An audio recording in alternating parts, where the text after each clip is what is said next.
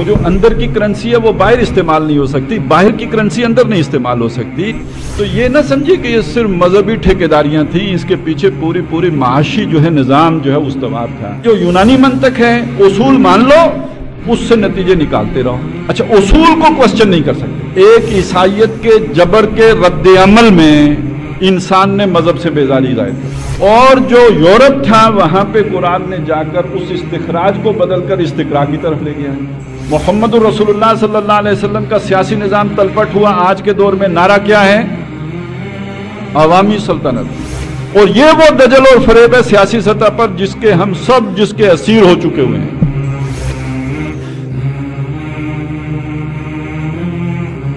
رب اشرح لی صدری ویسر لی امری واحلل عقدۃ من لسانی یفقہوا قولی. اللہم الہمنا رشدنا واعذنا من شرور انفسنا. اللہم ارنا الحق حقا وارزقنا اتباعہ وارنا الباطل باطلا وارزقنا اجتنابہ. اللہم وفقنا لما تحب وترضى. آمین یا رب العالمین.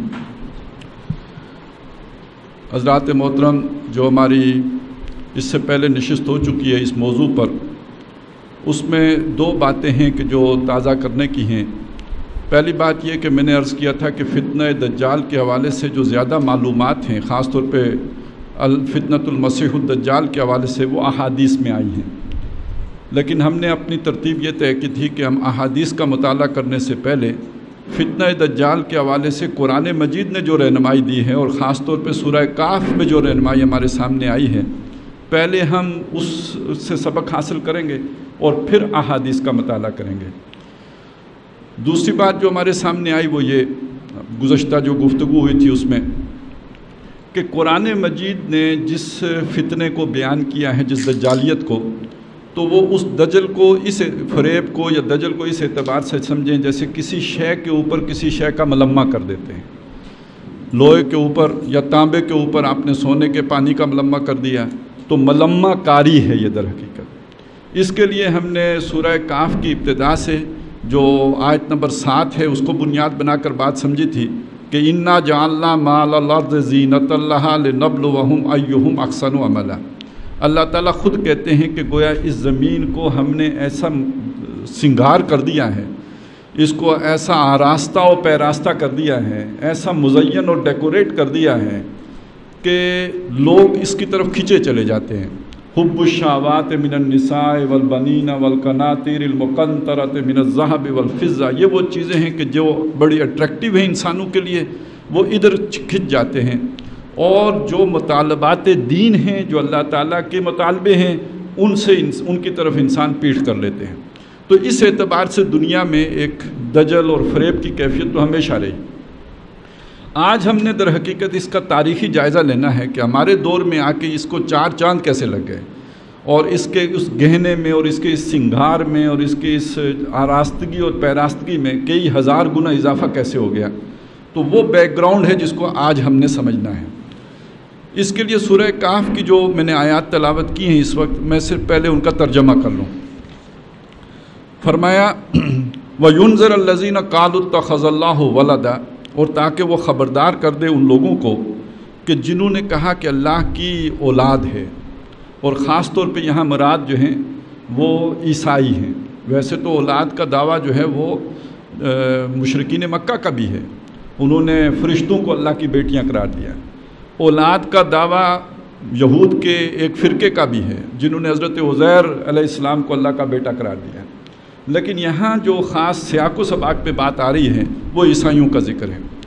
اس اعتبار سے اگر آپ خاص طور پہ سورہ بنی اسرائیل اور سورہ کہف کا تقابلی مطالعہ کریں تو یہ بات سامنے آئے گی کہ سورہ بنی اسرائیل میں تاریخ بنی اسرائیل کا ذکر ہے، اس کے پہلے رکوع میں بھی اور اس کے آخری رکوع میں بھی. اس کے برعکس جو سورہ کہف ہے، اس میں نصارہ کی جو بہت بڑی گمراہی ہے، اللہ تعالیٰ کے ساتھ ایک ابنیت اور ولدیت کا ایک نظریہ تراشنا، تو اس کا ذکر ہے. تو سب سے پہلے یہ کہ قرآن مجید کے نزول کا ایک مقصد یہ ہے کہ جن لوگوں نے اللہ کے لیے اولاد تجویز کی اور ان میں سے جو سب سے آگے نکل گئے، یعنی یہ کہ نصارہ، ان کو خبردار کر دیا جائے. ساتھ فرمایا ما لہم بہ من علم، اس کے لیے ان کے پاس کوئی علم نہیں ہے. علم سے مراد کیا ہے؟ دیکھیے علم کی دو بنیادیں ہیں. ایک علم بالحواس ہے، یہ جو ہماری آنکھ دیکھ لے، کان سن لے، جسے ہم سائنٹیفک نالج بھی کہہ سکتے ہیں. تو حواس کے ذریعے سے جو معلومات ہمیں حاصل ہوتی ہیں یہ علم کا ایک ذریعہ ہے. دوسرا علم کا جو مستند ذریعہ ہے وہ علم بالوحی ہے. تو آپ جو بھی دعویٰ کریں اس دعوے کے لیے کوئی ایک بنیاد ہونی چاہیے، یا تو آپ کے پاس سائنٹیفک ریزن ہونی چاہیے اس کی، اور اگر وہ نہیں ہے تو آپ کے پاس وحی سے ثبوت ہونا چاہیے. اور وحی کی جو دو صورتیں ہیں، ایک وہ وحی جلی ہے جو قرآن مجید کی صورت میں ہے، دوسری وحی خفی ہے جو احادیث نبویہ کی صورت میں ہے. تو یا تو وہاں سے آپ کے پاس سند ہو کسی دعوے کے لیے، اور یا یہ کہ آپ کے حواس خمسہ کی گواہی اس کے اوپر موجود ہو. تو جب کہا ما لہم بہ من علم، یہ جو دعویٰ کر رہے ہیں اس کے لیے ان کے پاس کوئی بنیاد نہیں، کوئی علم نہیں. معلوم ہوا کہ نہ انجیل میں اس کی کوئی بات خبر موجود ہے، نہ تورات میں اس کی کوئی خبر موجود ہے، اور نہ ہی انسانی عقل میں یہ بات سمانے والی ہے. ایک میں تین اور تین میں ایک، یہ تو کسی لاجک میں فٹ بیٹھنے والی بات ہی نہیں. دنیا کا کوئی معقول آدمی اس بات کو ماننے کے لیے تیار نہیں ہوگا کہ ایک میں تین اور تین میں ایک. تو ما لہم بہ من علم ولا لآبائہم، اور نہ ہی ان کے باپ داداؤں کے پاس اس کے لیے کوئی سند تھی، کوئی علم تھا ان کے پاس. انہوں نے بھی بس ایک وہم تراشا ہے. اس کا ایک بیک گراؤنڈ ہے، اس کو سمجھ لیجئے کہ جب حضرت مسیح علیہ السلام آئے ہیں تو بنیادی طور پر وہ آئے ہیں یہود کی اصلاح کرنے کے لیے. قرآن مجید نے اس بات کو بالکل واضح کر دیا کہ یہ جو حضرت مسیح تھے یہ رسولاً الی بنی اسرائیل تھے، اور انہوں نے صاف فرمایا، انجیل میں یہ الفاظ آج بھی موجود ہیں کہ میں بنی اسرائیل کی کھوئی ہوئی بھیڑوں کی تلاش میں آیا ہوں. اس کا تعلق کس چیز کے ساتھ ہے کہ حضرت مسیح کوئی عالمی رسول بن کے نہیں آئے تھے، ساری دنیا کو مسیحیت کی دعوت دینے نہیں آئے تھے، وہ خاص طور پہ اپوائنٹڈ ہوئے تھے بنی اسرائیل کی اصلاح کے لیے. اچھا، بنی اسرائیل بہت دور نکل چکے ہوئے تھے. یہ صرف مذہبی گمراہی نہیں تھی، اس کے ساتھ ان کے معاشی مفادات وابستہ ہو چکے ہوئے تھے. یہ تو آپ اگر تاریخ پڑھیں تو آپ کو اندازہ ہوگا کہ یہ جو ہیکل ہے، جب آپ ہیکل کی حدود کے اندر داخل ہو جاتے تھے وہاں کی کرنسی اور تھی، باہر کی کرنسی اور ہے. وہ جو اندر کی کرنسی ہے وہ باہر استعمال نہیں ہو سکتی، باہر کی کرنسی اندر نہیں استعمال ہو سکتی. آپ نے جو قربانی کرنی ہے وہ اندر کی کرنسی سے خرید کے کرنی ہے. لہٰذا جب یہ ایکسچینج ہوگی کرنسی تو سارے جو بڑے بڑے وہاں پہ اس وقت کے اعتبار سے جنہیں آپ بینکر کہیں، بلکہ یہ بینک کا لفظ بنک کے ساتھ اگر آپ جوڑ کے دیکھیں، بنچ جو لگا کے بیٹھے ہوتے تھے وہاں پہ ٹھیے، اور وہاں پہ جو ریڑھی والے جیسے لگے ہوتے ہیں، اس طرح جو انہوں نے ٹھیے لگائے ہوتے تھے ہیکل کے اندر، وہ ٹھیے تھے جو جا کے پلٹ دیے تھے حضرت مسیح علیہ السلام نے. ان کو جا کے پہلے الٹا تھا اور اس کے بعد اپنی دعوت پیش کی تھی. تو یہ نہ سمجھیے کہ یہ صرف مذہبی ٹھیکیداریاں تھیں، اس کے پیچھے پوری معاشی جو ہے نظام جو ہے استوار تھا. اور وہ کھانے پینے کے سارے وہ جو جیسے قرآن مجید کہتے ہیں نا، ان کثیرا من الاخبار والرہبان لا یاکلون اموال الناس بالباطل، بے شک اخبار و رہبان، یہ جو ان کے علماء اور ان کے جو درویش ہیں، ان کی اکثریت وہ ہے جو لوگوں کے مالوں کو باطل طریقے سے ہڑپ کرتی ہے. تو حضرت مسیح علیہ السلام جب یہ دعوت دے کے کھڑے ہوئے، ایک عادلانہ نظام کی، ایک انصاف کی بات کی، لوگوں کے مالوں کو ناجائز ہڑپ کرنے سے روکنے کی بات لے کے کھڑے ہوئے، تو ظاہر ہے وہ ان کے لیے کسی طور پر بھی قابل قبول نہیں تھی. چنانچہ ان کے سارے معجزات کا رد کرنے کے بعد اپنے بس پڑتے انہوں نے انہیں سولی چڑھانے کا منصوبہ بنایا. اور وہ ایک علیحدہ طویل داستان ہے، میں اس وقت اس کی طرف نہیں جا رہا. لیکن یہ بات سمجھ لیجئے کہ حضرت مسیح علیہ السلام کے زندہ آسمان پر اٹھائے جانے کے بعد ایک شخص جو وہاں پہ پہلے سے موجود تھا، حضرت مسیح علیہ السلام جب دعوت دے رہے تھے تو وہ وہاں پہ موجود تھا، سینٹ پال. وہ ان کے جانے کے بعد، رفع سماوی کے بعد عیسائی ہو گیا. اچھا، جو حضرت مسیح علیہ السلام پہ لوگ ایمان لائے تھے یہ انٹلیکچولی کوئی اتنے سٹرانگ لوگ نہیں تھے. یعنی آپ جو تاریخ میں ہمیں ملتا ہے دو آراء ہیں، یا تو وہ دھوبی تھے یا مچھیرے تھے، عوام میں سے تھے. اس لیے کہ حضرت مسیح علیہ السلام کی دعوت کو ہائی جنٹری میں کسی نے قبول ہی نہیں کیا، نہ علماء نے کیا نہ ان کی ہائی جنٹری نے کیا، وہ انہوں نے رد کر دی. قبول کس نے کیا؟ عوام کے طبقات نے کیا. اور وہ بندے کتنے تھے؟ 11 یا 12 بندے ہیں ٹوٹلی جو ایمان لے آئے. اچھا، یہ ایک فرق ہوتا ہے کہ جو لوئر لیول پہ لوگ ہوتے ہیں یہ ہمیشہ شخصیات کے پیچھے چلتے ہیں، قدم بڑھاؤ فلانے خان ہم تمہارے ساتھ ہیں. ان کا معاملہ اٹیچمنٹ جو ہوتی ہے وہ شخصیت کے ساتھ ہوتی ہے. بالاتر طبقات جو ہوتے ہیں ان کی اٹیچمنٹ نظریات کے ساتھ ہوتی ہے، شخصیات کے ساتھ نہیں ہوتی. تو حضرت مسیح علیہ السلام کو جو لوگ ملے تھے وہ چونکہ نچلے طبقے سے تھے، لہٰذا وہ جو حضرت مسیح کی دعوت کی جو انٹلیکچوئل ڈائمنشن تھی اس کو سمجھنے سے یکساں بالکل قاصر رہے۔ اب ایک شخصیت آئی ہائی جنٹری سے، سینٹ پال کی، اور بڑی من موہنی شخصیت، بڑی جو ہے وہ اٹریکٹیو شخصیت، بہت ہی جاذب نظر شخصیت، اور علمی طور پر بھی جس کا ایک مقام ہے، اور اس ساتھ ساتھ عملی طور پر بھی بہت بڑا بہروپیہ ہے، اپنے وقت کا دجال سمجھ لیجئے۔ اس نے آ کے ان کو پوزیس کر لیا۔ اب اس شخص نے جو ہے حضرت مسیح علیہ السلام کی تعلیمات کے اندر جو نقب لگائی ہے اس کو سمجھ لیجئے، اور یہ ساری نقب میٹھے طریقے سے لگائی ہے، اس نے کوئی مخالفت نہیں کی۔ اس نے آ کے کہا حضرت مسیح جو تھے بن باپ کے پیدا ہوئے، بے وقوفوں کوئی باپ کے بغیر پیدا ہوتے ہیں، اصل میں ان کا باپ تو اللہ ہے، اللہ کا بیٹا بنا دیا۔ دوسری بات کیا کی؟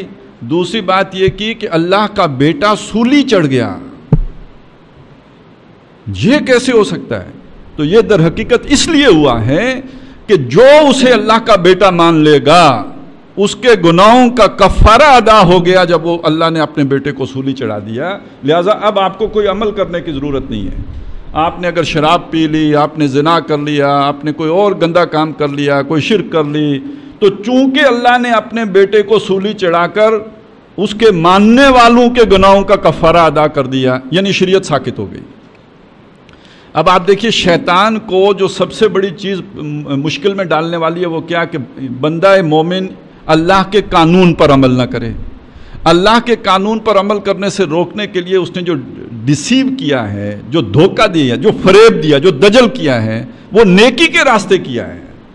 نمبر ایک یہ کہ یہ اللہ کا بیٹا ہے، نمبر دو یہ کہ اللہ کا بیٹا سولی چڑھا ہے تو تمہارے گناہوں کا کفارہ ادا کرنے کے لیے چڑھا ہے، خود تو معصوم عن الخطا تھا، لہٰذا تم اگر اسے اللہ کا بیٹا مان لو گے تو جو مرضی کرو، صرف آ کے پادری صاحب کے پاس جو ہے وہ اپنی ایک جو ہے وہ پیش کر دو اپنی گواہی کہ یہ جرم میں نے کیا ہے، تاکہ پادری کا بھی روزگار لگا رہے، بلیک میل کرتا رہے تمہیں، اس کا دھندا بھی چلتا رہے، لیکن یہ کہ تمہاری طرف سے وہ گناہوں کا کفارہ ادا ہو گیا۔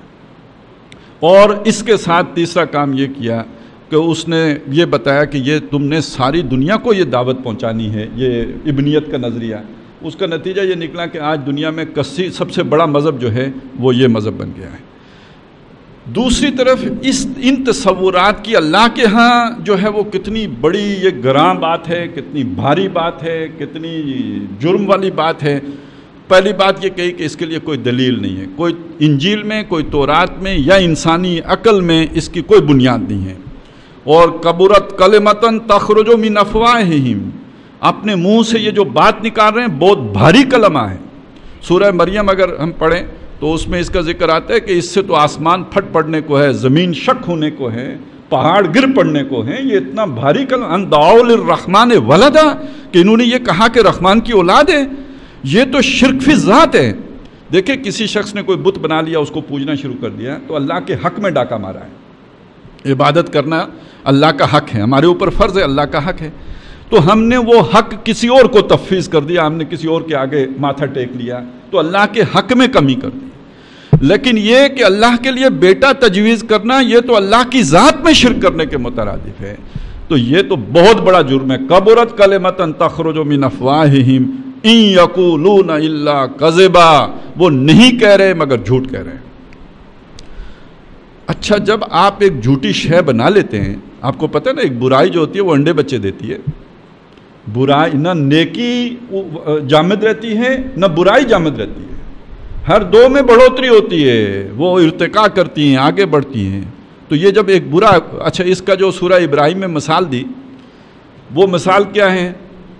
آپ نیکی کی طرف جائیں گے تو اس کا کوئی بیج ہوگا نا جس سے وہ نیکی پھوٹے گی۔ الم تر کیف ضرب اللہ کلمۃ طیبۃ کشجرۃ طیبۃ اصلھا ثابت وفرعھا فی السماء۔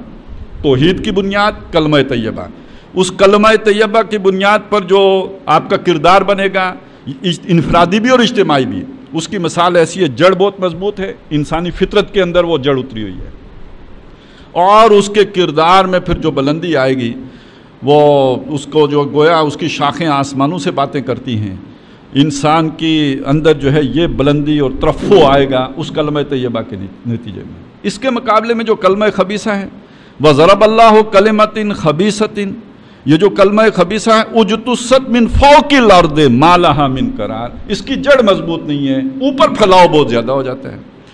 تو یہ جو اس نے کلمہ خبیثہ کا بیج بو دیا عیسائیت کے اندر، اب اس کے کچھ ظواہر ہوں گے، اس کے کچھ اثرات پڑیں گے، اس کے کچھ نتائج نکلیں گے۔ تو حضور کو مخاطب کر کے اللہ تعالیٰ نے فرمایا فَلَعَلَّكَ بَاخِعٌ نَفْسَكَ، اے نبی آپ اپنی جان کو گھول لیں گے۔ آخر میں جو اسفہ کا لفظ آیا اس کو یہاں پہ جوڑیں گے، اس غم میں، اس دکھ میں، اس علم میں، عَلَىٰ آثَارِهِمْ، کہ جو اس کے نتائج نکلنے والے، اس کلمہ خبیثہ کے جو نتیجے نکلنے والے ہیں، نو انسانی کو جو بھگتنا پڑے گا اس کا نتیجہ، اس کا جو اس کے نتیجے میں جو ٹریجڈی اینڈ ہے، اے نبی آپ اس غم میں اپنی جان گھلا لیں گے۔ اِن لَمْ يُؤْمِنُوا بِهَٰذَا الْحَدِيثِ، اگر اس حدیث پر یہ لوگ ایمان نہ لائیں، یعنی کلمہ توحید پر اس کی طرف واپس نہ آئے اور اسی کلمہ خبیثہ پر قائم رہے، تو نو انسانی نے جو اس کا پھر بھگتان کرنا ہے، اس غم میں نبی آپ اپنی جان ہلکان کر لیں گے، آپ اپنی جان گھول لیں گے اس کے نتائج دیکھ کر۔ چنانچہ اس کو ذرا تھوڑا سا انالائز کرنے کی ضرورت ہے کہ اس کے پھر کیا نتائج نکلے۔ تھوڑی سی مجھے تاریخ بیان کرنی ہوگی کہ دیکھیے حضرت مسیح علیہ السلام کے یہ جو 11 جان نثار بچے تھے، جن کے اوپر آ کے سینٹ پال نے اس طرح کے ڈورے ڈالے، سارے اس جال میں نہیں آئے، لیکن یہ کہ جو لوگ اس کے بعد عیسائی ہوئے تھے، بہرحال اس پر اس کا جادو چڑھ گیا۔ ان میں سے جو حق پرست رہے وہ اصل میں نصارہ تھے، جو نبی اکرم صلی اللہ علیہ وسلم کے دور میں ایمان لے آئے۔ وہ زیادہ تر حبشہ کے علاقے میں تھے، ان کے وفود آئے، حضور صلی اللہ علیہ وسلم پر ایمان لے آئے۔ لیکن یہ کہ جو زیادہ راسخ العقیدہ ہو گئے اس سینٹ پال کے، اچھا میں ایک بات کہنا بھول گیا، یہ جو مشہور کتاب ہے جس میں نبی اکرم صلی اللہ علیہ وسلم کو دی 100 میں سب سے ٹاپ پہ رکھا گیا ہے، اس میں جب ذکر آیا ہے اس کا سینٹ پال کا، تو اس کے ذکر میں یہ بات اس رائٹر نے لکھی ہے کہ یہ کہنا مشکل ہے کہ آج کی جو کرسچینٹی ہے اس کو حضرت مسیح کے ساتھ جوڑا جائے یا سینٹ کے ساتھ جوڑا جائے۔ لہذا بہت سے علماء اصل میں اس مسیحیت کو حضرت مسیح کے ساتھ جوڑتے ہی نہیں، وہ اسے پالزم کہتے ہیں، جن میں مولانا امین حسن اصلاحی بھی شامل ہیں۔ وہ یہ کہتے ہی نہیں کہ یہ مسیحیت ہے، ان کا کہنا یہ کہ مسیحی وہ تھے کہ جو حضرت محمد صلی اللہ علیہ وسلم پر ایمان لے آئے تھے، باقی جو کچھ بچا ہے یہ مسیحیت ہرگز نہیں ہے، یہ پالزم ہے۔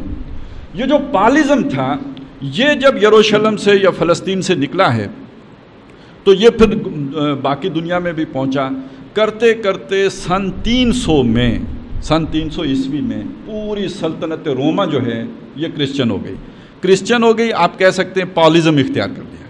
اچھا جب یہ سلطنت روما کرسچن ہوئی ہے تو اس کے پیچھے ایک اور چیز شامل ہو گئی، وہ کہ جو آج دنیا میں ایک تصور ہے نا امریکہ کا کہ پوری دنیا کے اوپر قبضہ کرے، کبھی یہ سلطنت روما کا اہم تھا، اس کی پوری دنیا پر قبضہ کرنے کی خواہش سلطنت روما کی تھی۔ اس کے ساتھ یہ گٹھ جوڑ ہو گیا مذہب کا، چونکہ مذہب کے نام پر قربانی دینی بہت آسان ہے۔ وہ اگر کمیونسٹوں نے یہ بات کہی ہے نا کہ مذہب جو ہے وہ غریب لوگوں کا افیون ہے، تو وہ اس حد تک تو بات ٹھیک ہے کہ آپ جو کام کسی کو لاکھوں ڈالر دے کے کروائیں مذہب کے نام پہ مفت کر لے گا۔ کسی کو بم باندھ کے پھاڑ دینا کوئی آسان کام ہے، لیکن مذہب کے نام پہ بڑی آسانی سے پھٹ جائے گا۔ تو یہ سلطنت روما کا اپنا اس کے پیچھے ایک مفاد بھی تھا، وہاں کی وہ جو ہائی جنٹری تھی وہ دنیا پر قبضہ کرنے کے لیے اس مذہب کو بطور ٹول استعمال کرنے کا پروگرام بھی ان کے شامل تھا۔ لہٰذا اس وقت جو تسلیث سیاسی طور پر وجود میں آئی ہے وہ 3 طبقات کی ذریعے سے بنی ہے۔ ایک یہ کہ وہاں کے یہ رہبان یعنی درویش جو ان کے راہب قسم کے لوگ تھے، نمبر 2 ان کے علماء انٹلیکچوئلز ان کے اسکالرز، اور نمبر 3 وہاں کے حکمران۔ اور ان کا آپس میں گٹھ جوڑ کیا تھا؟ گٹھ جوڑ یہ تھا کہ جو بھی مذہب کی چیزیں ہیں ان کو تحفظ جو ہے وہ حکمران دیں گے، حکمرانوں کے تقدس کو مذہبی لوگ بیان کریں گے کہ یہ ہیں اصل میں ڈیفینڈر آف دا فیتھ، ہمارے جو تحفظ دینے والے یہ ہیں۔ یہ تھی وہ تسلیث جو سیاسی طور پر وجود میں آئی، اور ہمارے ہاں اس کو بیان کیا تو اقبال نے کیا، باقی نہ رہی تیری وہ آئینہ ضمیری، اے کشتائے ملائی او سلطانی او پیری۔ یہ ہماری جو یہ روایت ہے یہ بھی در حقیقت ادھر سے آئی ہوئی روایت ہے۔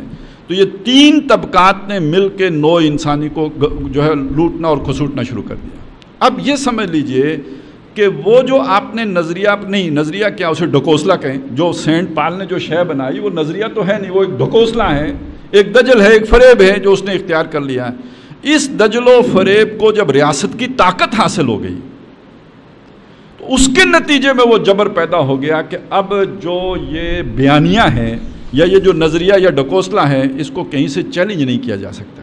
اگر کوئی کوشچن کرے گا اس کو گردن مار دی جائے۔ یہ جو آپ سنتے ہیں نا کہ ڈارک ایج میں تھا اور وہ جو فلانا سائنٹسٹ تھا اس کو پھانسی ہو گئی، جس نے ٹیلی فون ایجاد کیا اس کو رگڑا لگ گیا، تو یہ تو وہ ہیں جو ہمیں معلوم ہے، یہ تو آخری دور کی کہانی ہے۔ درمیان 1000 سال کیا ہوتا رہا ہمیں معلوم ہی نہیں، کہ جس نے بھی کوشچن کیا وہ نہیں بچا۔ اور کوشچن کیسے نہیں ہوگا؟ بچہ بھی کرے گا، جیسے بچہ کہہ دیتا ہے بادشاہ ننگا ہے، تو اسی طرح بچہ آخر پوچھے گا نا جی یہ 1 میں 3 کیسے سماتے ہیں اور 3 میں 1 کیسے ہوتے ہیں؟ یعنی اتنی اللاجیکل بات ہے کہ لازماً پوچھی جائے گی۔ اب اس شے سے بچنے کے لیے کہ یہ کوشچن نہ ہو، سوائے جبر کے اور کوئی شے ہو ہی نہیں سکتی۔ آپ کے پاس اس کا کوئی دلیل، کوئی بنیاد، کوئی برہان ہے نہیں، لہٰذا سوائے ڈنڈے کے اور کیا شے ہے کہ لوگوں کو چپ رکھیں۔ یہ شے تھی کہ جس نے یورپ کو ڈارک ایج میں رکھا ہے، وہاں کوئی ترقی نہیں ہو سکی، کوئی ارتقا نہیں ہو سکا، اور وہ ہمیشہ جو ہے وہ یوں سمجھے کہ تاریکی کا دور ہے جو مسلط رہا ان کے اوپر۔ اب آپ سمجھے کہ جب وہ بیج خبیث ہو تو اس کی خباستیں کیسے کیسے ظاہر ہوتی ہیں، اور یہ کوئی 100 سال کی کہانی نہیں ہے، 200 سال کی کہانی نہیں ہے، 1000 سال کی کہانی ہے۔ اتنا بڑا علاقہ جو ہے اس جبر کے تلے رہا۔ اب دوسری طرف دیکھیے کہ حضرت مسیح علیہ السلام کے دنیا سے جانے کے 600 سال بعد محمد الرسول اللہ صلی اللہ علیہ وسلم سراج منیر بن کر، ادھر ڈارکنس ہے، ادھر یہ ایک خورشید نور کا خورشید جو ہے وہ طلوع ہو رہا ہے۔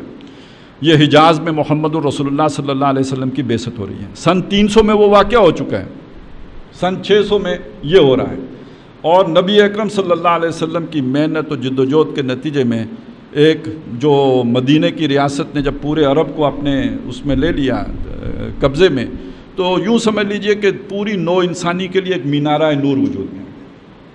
اچھا، پھر یہ سن 93 ہے، 93 ہجری۔ سن 93 ہجری میں محمد بن قاسم ہندوستان آئے اور طارق بن زیاد اسپین گئے۔ اسپین سلطنت روما اور وہ یورپ کا حصہ، اور یہ ہندوستان۔ یہ جو اسلام آیا تھا ہندوستان میں، اس اسلام میں وہ بہت کچھ اثرات تھے، اگرچہ کہ یزید کا دور گزر چکا، یعنی وہ خالص اسلام جو محمد الرسول اللہ صلی اللہ علیہ وسلم کے دور اور صحابہ کرام کے دور میں تھا، اس کی شکل تو ہندوستان اور اسپین نے دیکھی ہی نہیں۔ لیکن بہرحال جو محمد بن قاسم کے دور میں اسلام آیا وہ بہت بہتر، بہت قرب والا، جو حضور صلی اللہ علیہ وسلم کے دور کے بڑے قریب والا تھا۔ یہی اسلام اسپین پہنچا۔ ہندوستان میں سے اس اسلام کی بساط بہت جلدی لپٹ گئی، محمد بن قاسم بلا کے شہید کر دیے گئے، اور یہ کہ پھر جو دوبارہ جب اسلام آیا تو وہ ماوراء النہر آیا، وہ جو بھی حملہ آور آئے وہ کابل کی طرف سے آئے۔ اس اسلام میں بہت کچھ آلائشیں شامل ہو گئی تھیں، اس میں اس وقت اس کی تفصیل میں نہیں جاتا، لیکن یہ کہ تاریخ ایسی نہیں ہے کہ جو عرب وہاں پہ پہنچے ہوں تو وہ واپس ہوئے ہوں۔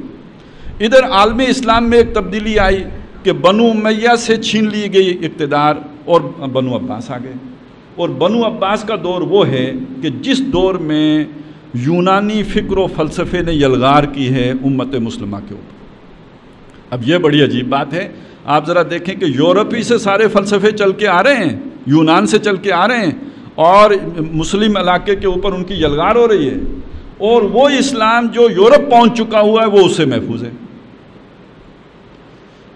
اس کے اندر بہت کچھ قطر و بوند ہو گئی، لیکن یہ کہ اس کا وہ جو خالص پن ہے، وہ خالص قرآنی جو اس کا رنگ ہے وہ برقرار ہے۔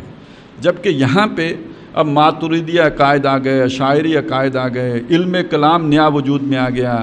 اب یہ وہ چیزیں ہیں، کبھی آپ اس کا مطالعہ کریں تو ایک وقت یہ تھا کہ امام ابن تیمیہ جیسے لوگ، امام ابو حنیفہ جیسے لوگ علم کلام کو کفر کہہ رہے ہیں، یعنی اس میں ہاتھ ڈالنے ہی کو کفر کہہ رہے ہیں۔ اور ایک وقت وہ آیا کہ جب وہ منطق کی یلغار ہوئی ہے اور جب وہ فلسفوں کی یلغار ہوئی ہے، تو اب امام غزالی جیسے لوگوں کو اور خود ابن تیمیہ جیسے لوگوں کو کھڑے ہو کر اس کا مقابلہ کرنا پڑا ہے۔ تو اب یہ یوں سمجھ لیجئے، ایک طرف آپ کی یہ نقل تھی قرآن مجید، اور دوسری طرف عقل کی یلغار آئی تو عقل و نقل کی کشمکش کے نتیجے میں ایک درمیانی صورت بنی جسے ہم کہتے ہیں ایک نیا علم کلام وجود میں آیا۔ اسپین میں یہ نہیں ہوا، وہاں پہ وہ خالص چیز موجود رہی۔ اس کا نتیجہ کیا نکلا کہ مسلمانوں نے جو وہاں پہ یونیورسٹیاں قائم کیں، وہاں پہ جو تعلیمی ادارے وجود میں آئے، جب یورپ کے نوجوانوں نے وہاں آ کے تعلیم حاصل کی تو در حقیقت قرآن مجید نے نوع انسانی کو سوچنے کا ایک نیا انداز دیا تھا۔ وہ نئے انداز کو سمجھ لیجئے، یونانی منطق ساری کی ساری تھی استخراجی، ڈیڈکٹیو لاجک، اور قرآنی منطق ساری کی ساری ہے استقرائی، انڈکٹیو۔ قرآن جزیات سے کلیات کی طرف لے کے جاتا ہے۔ افلا ينظرون الى الابل کیف خلقت وَإِلَى السَّمَاءِ كَيْفَ رُفِعَتْ وَإِلَى الْجِبَالِ كَيْفَ نُصِبَتْ وَإِلَى الْأَرْضِ كَيْفَ سُطِحَتْ۔ مختلف چیزیں دیکھو، ایک نتیجے تک پہنچو۔ اور یہ جو یونانی منطق ہے، اصول مان لو، اس سے نتیجے نکالتے رہو۔ اچھا، اصول کو کوسچن نہیں کر سکتے، کیوں؟ وہ اس کے پیچھے وہ جو عقیدہ ہے یہ تثلیث کا، اس میں تو یہ طے ہے، آپ اصول کو کوسچن کر ہی نہیں سکتے۔ چنانچہ ایک لطیفہ مشہور ہے، بہت بڑا منطق، بلکہ منطق کا استاد سمجھا جاتا ہے ارسطو کو، اس کا ایک خیال تھا کہ جی عورتیں جو ہیں وہ کم عقل ہوتی ہیں۔ اس سے پوچھا گیا بھئی عورتیں کم عقل کیوں ہوتی ہیں، اس کی دلیل کیا ہے؟ اس نے کہا ان کے منہ میں 32 دانت پورے نہیں ہوتے۔ خود 3 شادیاں کی تھیں، اور وہاں یہ جو ریسٹوکریسی ہے، اس میں ہاتھ سے کام کرنا یا چیزوں کا خود مشاہدہ کرنا یہ بہت بڑا عیب سمجھا جاتا ہے۔ اب وہ اپنی بیوی کے دانت گن لے، یہ تو بڑا گھٹیا کام ہے۔ وہ اس نے جو کا تو ماننا ہے کہ عورت کے 32 دانت نہیں ہوتے، گننے کا کام یہ کمی لوگوں کا کام ہے۔ یہ ارسٹوکریٹ تو یہ کام نہیں کر سکتے کہ وہ گنے 1 2 3 4 یا ہاتھ سے کوئی کام کرے، یہ کمیوں کا کام ہے۔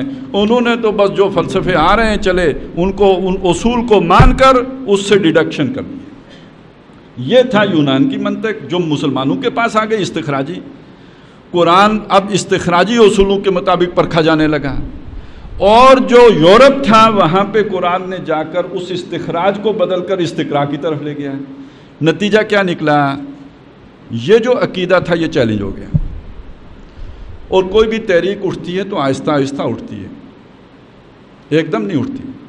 ہمارے ہاں ہمارے مقدس اداروں نے جو کچھ کیا 70 سال، ری ایکشن پیدا ہوتے ہوتے ہوتے ہوتے ہوتے آج بات بہت کھل گئی ہے، ایک دم تو نہیں ہوتا۔ ویسے بھی اب زمانہ بہت تیز ہے، پہلے جو 7 صدیوں میں ہوتا تھا اب 70 سالوں میں ہو جاتا ہے۔ پہلے کسی سلطنت کو زوال جو صدیوں میں آتا تھا اب چند برسوں میں آ جاتا ہے۔ تو اسی طرح سمجھ لیجئے کہ وہاں ہوتے ہوتے پھر وہ جو قرآنی تعلیمات پہنچیں، در حقیقت جسے رینائنسنس مومنٹ ہم کہتے ہیں، اگر کوئی غیر جانبدارانہ تجزیہ کرے تو وہ اس نتیجے پہ پہنچے گا کہ یہ در حقیقت قرآن مجید کی تعلیمات کا نتیجہ تھا۔ جو مغرب میں جا کے قرآن کی تعلیم پہنچی اس کے نتیجے میں یہ ہوا۔ لیکن وہاں یہودی بھی بیٹھا ہوا ہے، آپ کو معلوم ہے بڑی مؤثر کمیونٹی تھی اس وقت بھی وہاں یہودی، اور مسلمانوں نے انہیں اور بھی افیکٹو کر دیا تھا۔ کیوں؟ مسلمانوں کا مقابلہ تھا عیسائیوں کے ساتھ، عیسائیوں نے یہودیوں کو دبا کے رکھا ہوا تھا، چنانچہ مسلمانوں نے یہودیوں کو عہدے بھی دیے ہیں، یہودیوں کو فیسیلیٹیٹ بھی کیا ہے۔ آخر ایسے ہی تو بن گوریان نے نہیں کہہ دیا تھا کہ our golden era in our diaspora was Muslim Spain, یعنی جب مسلمان اسپین میں تھے تو ہمارا وہ سنہری دور تھا، وزیر اعظم تک یہودی بنا لیا تھا مسلمانوں نے، اتنے انفلوئنشل ہو گئے تھے یہودی۔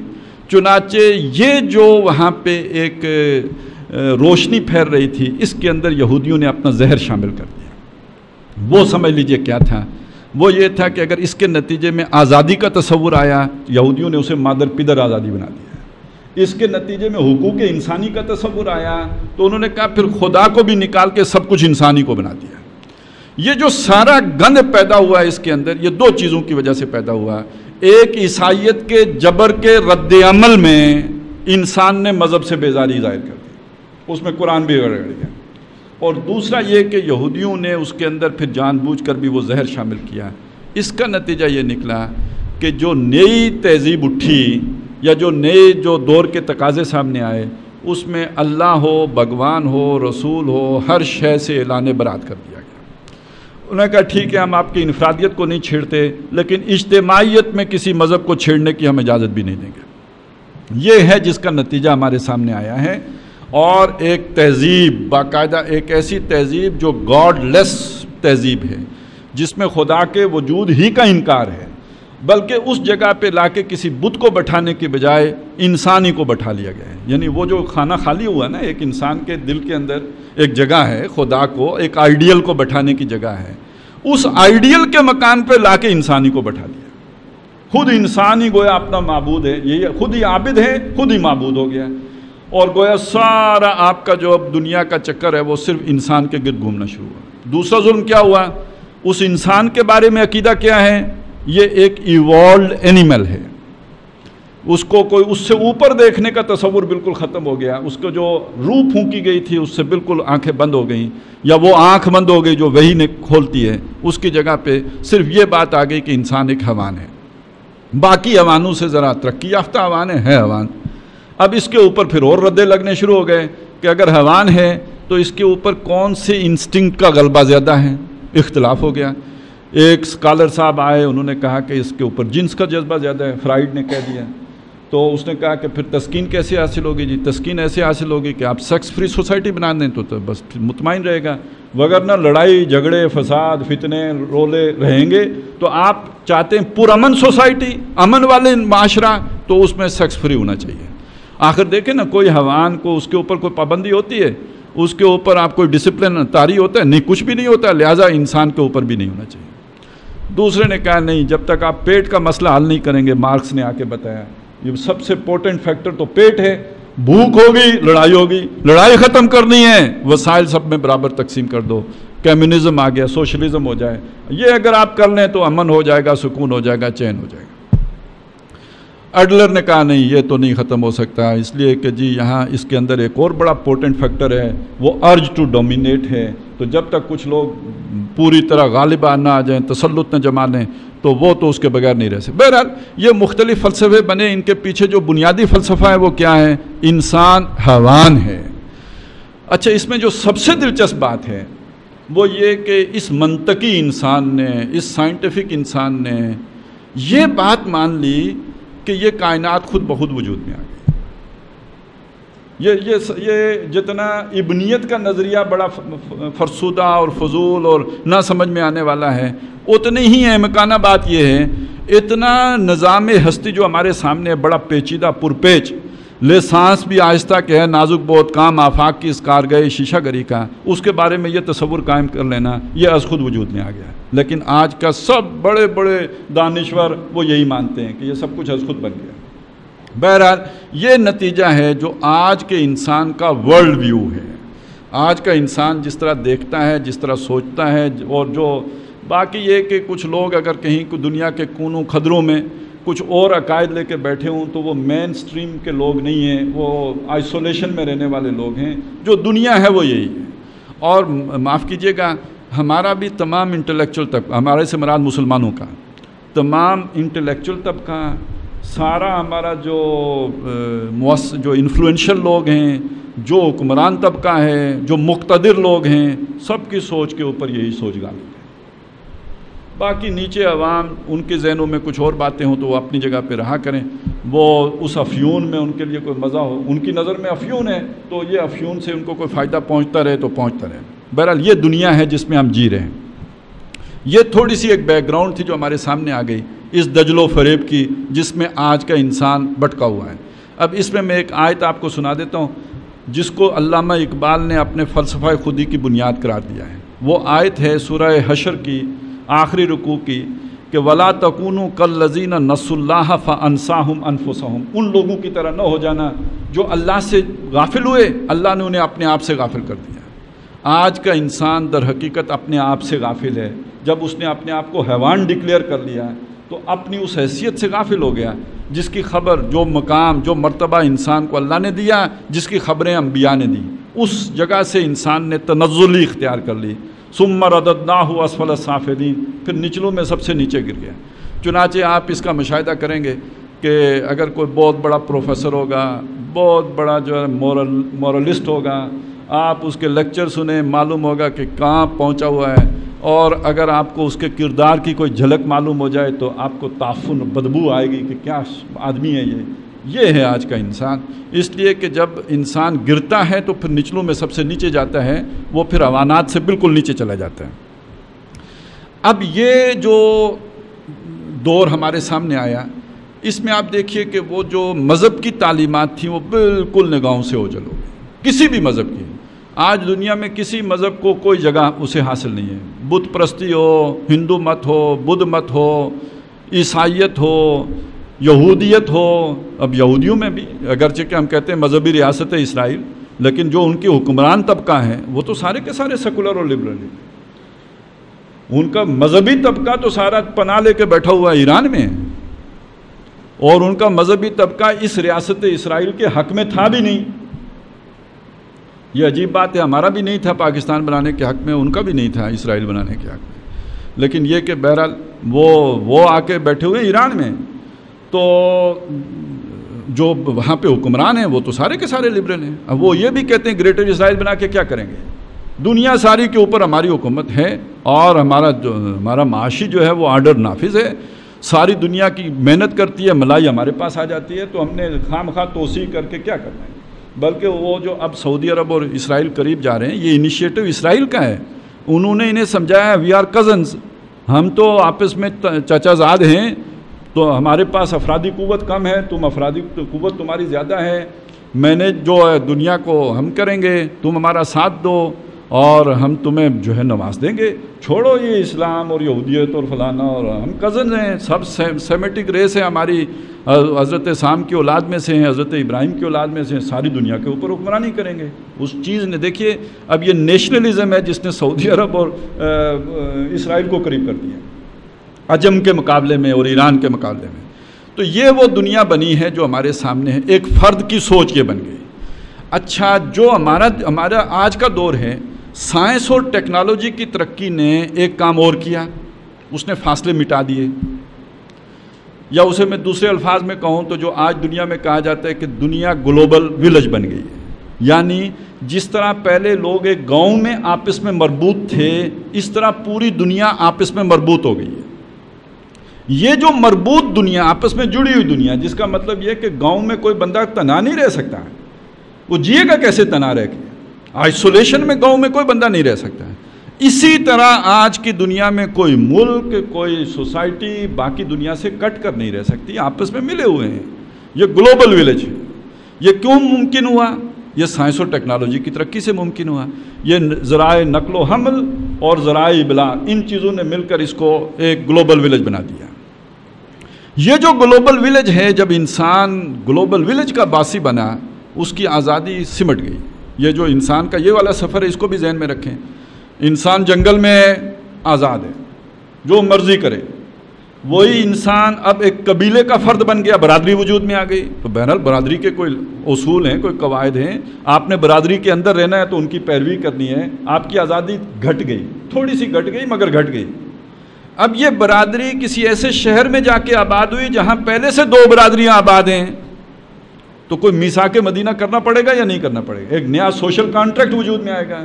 جب نیا کانٹریکٹ وجود میں آئے گا تو نئی پابندیاں وجود میں آ جائیں گی.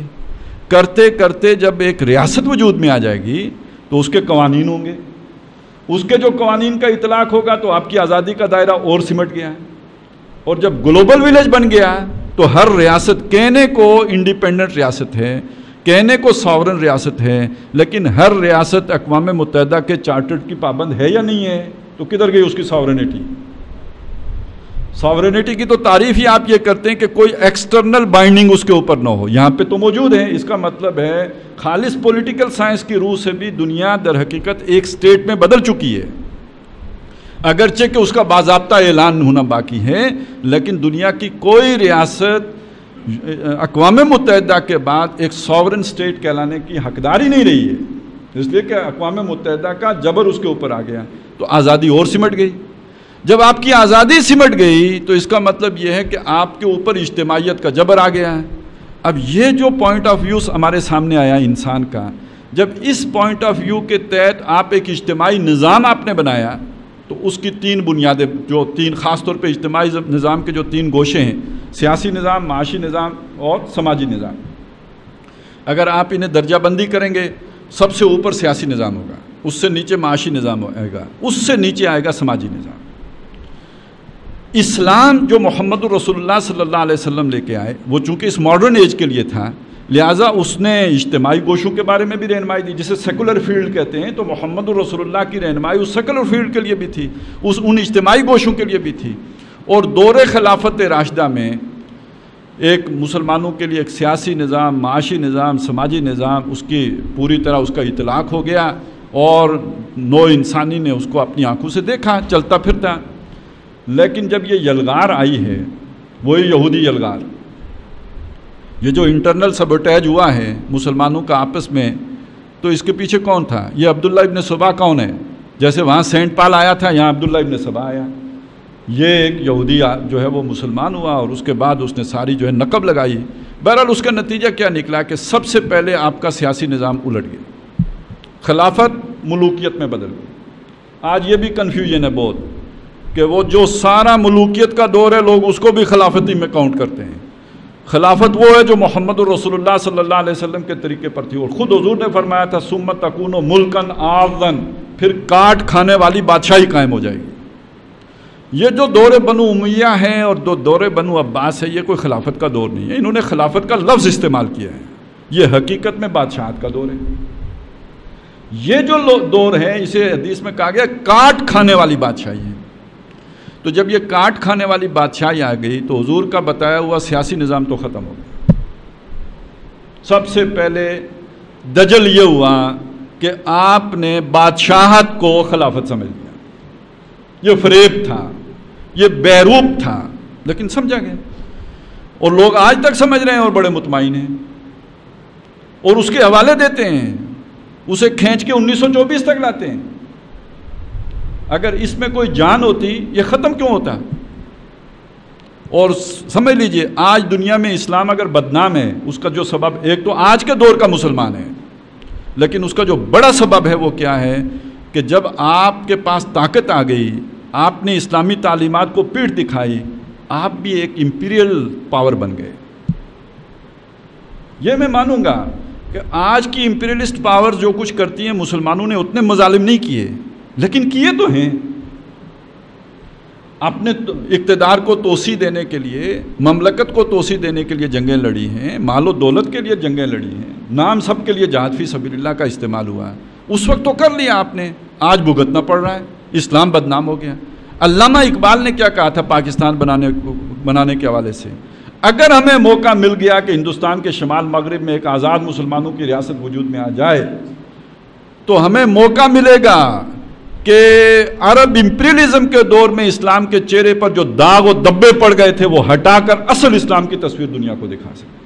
تو اس کا مطلب یہ ہے کہ اسلام کو بدنام کرنے میں ہمارا اپنا ہاتھ ہے، اور دنیا میں وہ بدنام ہوا ہے، اور آج بھی کچھ ہیں کہ جو اسی کو سینے سے لگا کے بیٹھے ہوئے ہیں، اس کے تو اب کدھر چانس ہے اور کہاں امکان ہے کہ وہ واپس آ جائے۔ اس کو تو دنیا رد کر چکی ہے، بادشاہت کو دنیا جو ہے وہ اپنی جوتی کی نوک پہ رکھ چکی ہے، اب کدھر سے آ جائے گی وہ؟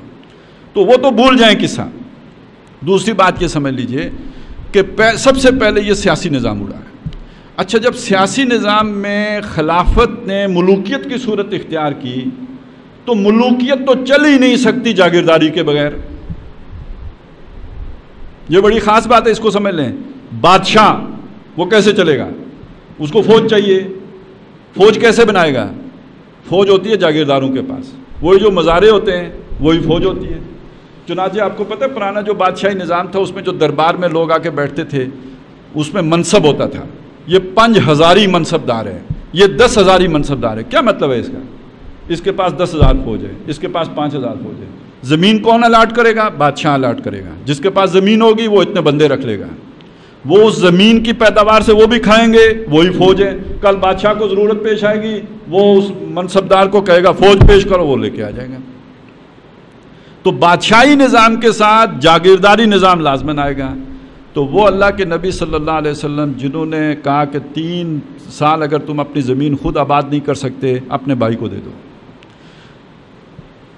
چاروں ائمہ کہہ رہے ہیں کہ غیر حاضر زمینداری جو مزارعت ہے یہ اسلام میں جائز نہیں ہے۔ یہ سب ہوتے ہوئے جیسے آج اسلامی بینکاری چل رہی ہے، ایسے ہی اسلامی جاگیرداری بھی چل پڑی تھی۔ اور ایسے پکے اصول بنائے گئے. آج بھی آپ کی وفاقی شرعی عدالت بیچاری سے اور کچھ ہو یا نہ ہو یہ فتویٰ دینے کے لیے ہر وقت تیار بیٹھی ہوئی ہے. کسی سے 1 انچ زمین آپ نہیں لے سکتے, اس کی اپنی ذاتی ملکیت ہے. تو بہرحال نتیجہ کیا ہے کہ معاشی نظام دوسری سطح پہ جو تلپٹ ہوا وہ اسلام کا معاشی نظام تھا, اور خود مسلمانوں کے ہاتھوں ہوا. یہ پہلے 2 کام خود مسلمانوں کے ہاتھوں ہوئے ہیں. اس کے بعد پھر یلغار آئی ہے جب کمزور ہو گئے آپ, اس لیے کہ آپ نے جب اس بنیاد کو ڈھا دیا, اب آپ کو چاہیے یس مین. جب آپ جبر نافذ کر دیتے ہیں تو اس جبر کے اندر آپ کی پبلک یا آپ کی عوام جو ہے ان کی خودی مر جاتی ہے. جب ان کی خودی مر جاتی ہے تو اس کا نتیجہ یہ نکلتا ہے کل جب حکمران بدل جاتے ہیں تو ان کے لیے چینج آف ماسٹر کا معاملہ ہوتا ہے, کوئی مسئلہ نہیں ہوتا. آج اگر کوئی بیٹھا ہوا ہے مسلمان نام کا, عبداللہ نام کا, کل آ کے کوئی منموہن سنگھ بیٹھ گیا, اس کے لیے کوئی مسئلہ نہیں ہے. اس نے اس کی بھی اطاعت کرنی تھی, یس سر, آج اس کی شروع کر دے گا یس سر, کوئی مسئلہ نہیں. اس نے تو یس سر سیکھی ہے. وہ لوگ جو آزاد ہوں, جو اپنے خلیفہ کو بھی کہیں کہ اگر تو ٹیڑھا ہو گیا تو یہ تلوار دیکھیے اس سے سیدھا کریں گے. حضرت ابو بکر کو کہا گیا تھا نا. تو یہ جب لوگ کھڑے ہوں جو موجود ہوں تو وہاں کوئی باہر والا آئے گا تو اس کے خلاف بغاوت ہوگی, اس کے خلاف جنگ ہوگی, اس کے خلاف لڑائی ہوگی. جب آپ نے نیچے سارے یس مین بھرتی کر لیے ہوں, کوئی باہر والا آ کے قابض ہو جائے گا تو یس سر کے علاوہ کیا ہوگا. چنانچہ جب مغرب اپنی سائنس اور ترقی اس ٹیکنالوجی کے ساتھ عالم اسلام پر حملہ آور ہوا تو فتح ہی کرتا چلا گیا, کہیں کوئی بڑی ریزسٹنٹ سامنے نہیں آئی. اور وہ جو پروسیس شروع ہوا تھا وہ جا کے 1924 خلافت کے خاتمے پر مختتم ہو گیا, ختم ہو گیا. اسلام جب بالکل مغلوب ہو گیا, اب معلوم ہوا کہ سیاسی نظام جو کچھ تھوڑا بہت بھی تھا وہ بھی ختم, جو آپ کا معاشی نظام تھا وہ بالکل ختم, اور یہاں تک کہ اب قوانین بھی غیروں کے جن کے تحت آپ کے سارے فیصلے ہوں گے, آپ کے قوانین بھی ختم. یہ قانون کا درجہ سب سے نیچے ہوتا ہے, اس لیے کہ قانون کسی سسٹم کو سپورٹ دینے کے لیے ہوتا ہے. اب آئیے اس دور میں کہ جس میں اس وقت ہم ہیں. میں نے عرض کیا تھا نا یہ جو اجتماعی نظام ہوتے ہیں اس میں ٹاپ پہ سیاسی نظام ہے, اس کے بعد معاشی نظام ہے, تیسرا درجہ آتا ہے آپ کے سماجی نظام کا. انگریز جب یہاں پہ آیا تو اس نے آپ کے سماجی نظام کو نہیں چھیڑا. ایک لیول پہ ایک خاص اس نے طبقہ ضرور پیدا کیا جو اپنی طبیعت میں انگریز بن گئے. وضع میں تم و نصارہ تو تمدن میں ہنود, یہ مسلمان ہیں کہ جنہیں دیکھ کے شرمائے یہود. عام مسلمانوں کے سماجی نظام کو, اسٹرکچر کو اس نے نہیں چھیڑا, وہ انٹیکٹ رہا. لیکن یہ کہ جو گزشتہ صدی کے اواخر میں جا کر ایک تصور آیا کلیش آف سویلائزیشنز کا, اور اس تصور کے تحت یہ سمجھا گیا کہ باقی ساری سویلائزیشنز کو زیر کیا جا سکتا ہے سوائے مسلم سویلائزیشن کے. یہ ہمارے لیے بہت بڑا خطرہ ہے. تو اب مسلم سویلائزیشن کے لیے ایک پلان بنایا گیا. اب لوگ بھول جاتے ہیں ان چیزوں کو, لیکن یہ کہ بڑی اہم باتیں ہیں. ایک کانفرنس ہوئی تھی قاہرہ میں, اس وقت بے نظیر صاحبہ وزیر اعظم تھی, انہوں نے جا کے اس میں شرکت کی تھی, اور یہ اقوام متحدہ نے یہ کانفرنس منعقد کروائی تھی. مسلم ممالک کی کانفرنس تھی, اور اس کا جو ایجنڈا تھا وہ مسلم ممالک کا سوشل سسٹم تھا. وہاں پہلی دفعہ سوشل انجینئرنگ پروگرام کا تذکرہ ہے, لیکن بڑا لو پروفائل میں, کوئی اتنا زیادہ اس کو جو ہے اونچا نہیں, اس اونچے سر نہیں اٹھائے گئے. پھر اس کے بعد ایک کانفرنس ہوئی بیجنگ میں. بیجنگ میں جو کانفرنس ہوئی اس میں پھر وہی ایجنڈا, اس کو اثر نو اس کا اعادہ کیا گیا. ہمارے سارے لوگ بھی گئے وہاں. چائنا, چونکہ دوسری جو جس تہذیب کا خطرہ بیان کیا گیا تھا وہ چائنا کی تہذیب تھی. اب آپ ذہن میں رکھیے اس کے بعد چائنا کی ترقی دن دگنی رات چگنی ہو رہی ہے, اور در حقیقت چائنا اب اس کارپوریٹ کلچر کا بالکل پوری طرح حصہ بن چکا ہے. وہاں پہ کوئی فرکشن نہیں رہی ہے مغرب اور چائنا کے درمیان تہذیبی سطح پر. پھر بیجنگ +5 کانفرنس ہوئی ہے, یہ پرویز مشرف کے دور میں ہوئی تھی. یہ مختلف کانفرنسوں کا حاصل کیا ہے, جو آپ کے ہاں حقوق نسواں بل پاس ہوا. اور مزے کی بات ہے, آپ کو پتہ کس دور میں پاس ہوا؟ جب آپ کی اسمبلی میں دینداروں کی سب سے زیادہ تعداد موجود تھی. تو پوری تاریخ پاکستان میں کبھی اتنے دیندار لوگ اسمبلی میں موجود نہیں تھے جبکہ اس وقت جتنے موجود تھے کہ جب حقوق نسواں بل پاس ہوا. ابھی تو لوگوں کو اور خاص طور پر آپ سب 2 نفل پڑھیں شکرانے کے کہ آپ کی خواتین کو نہیں پتہ کہ اس حقوق نسواں بل میں انہیں کیا کیا حقوق دے دیے گئے ہیں۔